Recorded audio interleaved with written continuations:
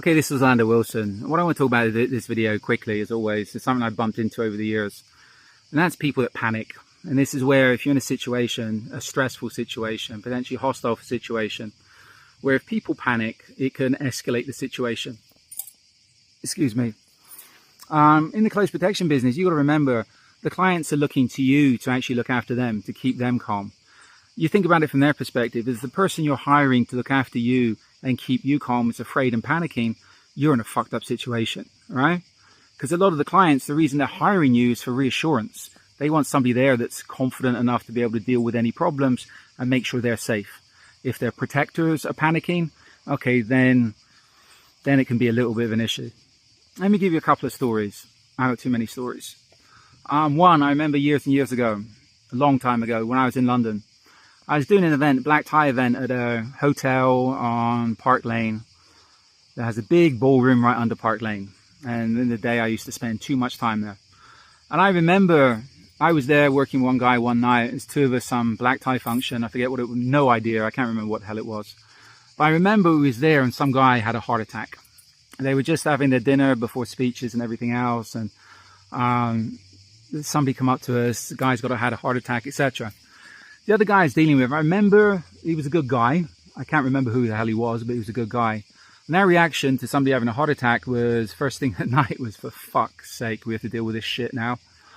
So again, we went down and there was somebody there who was apparently medically trained dealing with a guy having a heart attack. And to be honest, there's not much we can do. The ambulance had been called, the hotel had been called, the hotel reception managers had been called. Everybody was informed, our job was done. The hotel in the day was a very good hotel. They had first aiders, even though we had our basic first aid shit.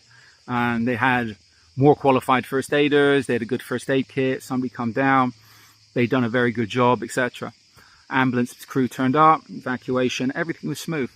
And the funny thing after that, the lady went up to, this gentleman's wife went up to the security manager and said, "We'd like to thank you security staff. They're very calm, etc. They kept everybody calm, whatever."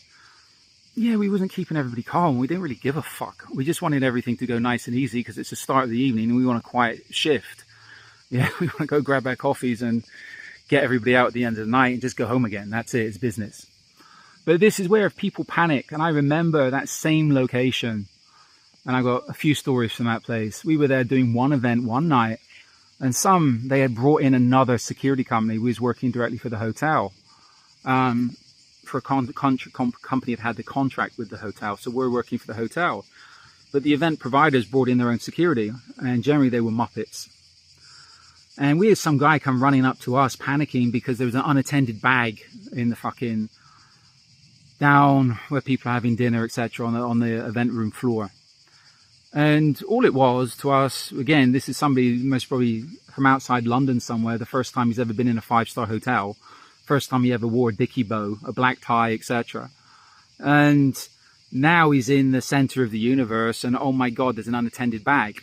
Well, if we went down at that time, it was somebody most probably checking in or checking out of the hotel, most probably checking into the hotel and went straight to dinner instead of checking into the hotel and left their bag on the side of the event hall. And I think we just told him, leave it, whatever. And I think we looked back later, the bag was gone, and I think we saw somebody walking out with it, going up to check into the hotel. The guy panicked. Somewhere in a situation like that, if you're some idiot screaming bomb, bomb, bomb, it's going to be a panic. I've come across IEDs. I remember other people in London, incidents where people have panicked, thinking something was an IED. It wasn't an IED. Complete and utter BS because they live in fantasy world. I say in another video, another good example. I was in Venezuela many, many years ago with my associate Shamel, and we were doing a move from Caracas to one of the beach resorts. And to get there, we had to drive through some hills, drive through the mountains, etc. Shamel had a nice little Land Cruiser, 4-door Land Cruiser, 2-door Land Cruiser, 4-wheel drive, etc. Perfect vehicle for the roads. The corporate security manager for the company of the girls, drinks promotion girls, was escorting, assigned them, I think it's the Ford Expedition, the big one. No, it's either the Explorer or the Expedition, the big one, which was an unsuitable vehicle for those roads. Because those roads were generally 1.5 lanes. On one side you got a hill, on the other side you got a couple 100-foot drop. And it's okay going up the hills. We're going through the clouds, the roads are wet. Now we're going down the hills, the roads are wet. And the driver of the lead vehicle, that was a cracker's driver, not a rural driver, was riding his brakes. And all we could smell was the rubber of the brakes burning. The windows in the vehicle we could see were all misted up. And we stopped part of the way down. They stopped, they pulled over, and they needed a break. And the driver, the girls were panicked because they're driving with this driver that's terrified. They can smell the burning brakes. All the windows are misted up. You look out one side, you see trees. You look at the other side of the vehicle, you see nothing but, as I said, a couple 100-foot drop. I remember me and Shamel laughing because we're like, well, we're driving 50 meters behind these guys and girls. If they go over the side, what the fuck can we do? Nothing. Make a call. Okay, we see them, they're 200 foot below us. We need some ropes to go and get the bodies. But that was a situation where the driver was not suitable, the vehicle was not suitable, and the fact the driver was panicking. If he just put down his fucking windows so people could see and get some fresh air, I don't think there would have been so much panic. But this is the thing, panic spreads. Haiti, I got one client comes to mind, was afraid to be in Haiti. I had to be with him all the time. And we had a few things there. It was nothing. It's just Haiti being Haiti. But it could quite easily been taken out of context. And then you've got an issue.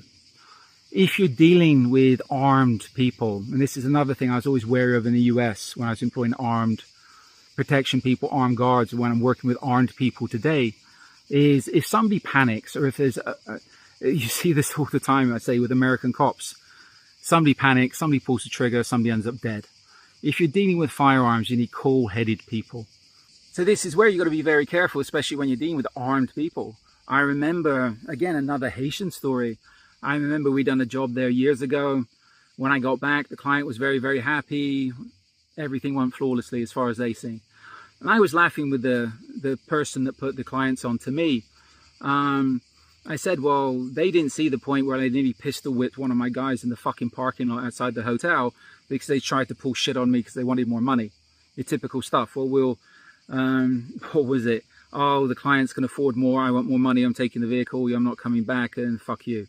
All right, so it kicked off. You know what? He didn't take the vehicle. They didn't get more money. And you know what? He was off the job very, very, very quickly and replaced. But this is where, as far as the clients are concerned, they didn't see any of it. They just saw smiles.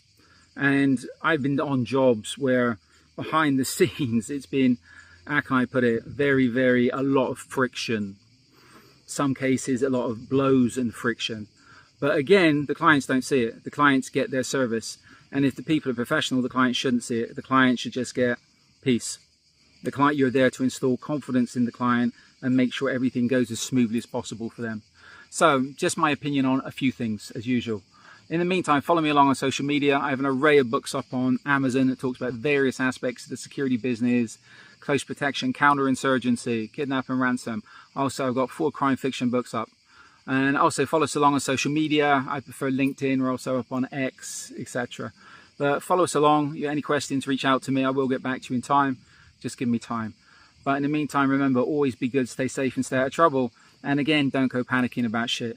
Maybe it's just I'm old and cynical, but a lot of things don't worry me these days.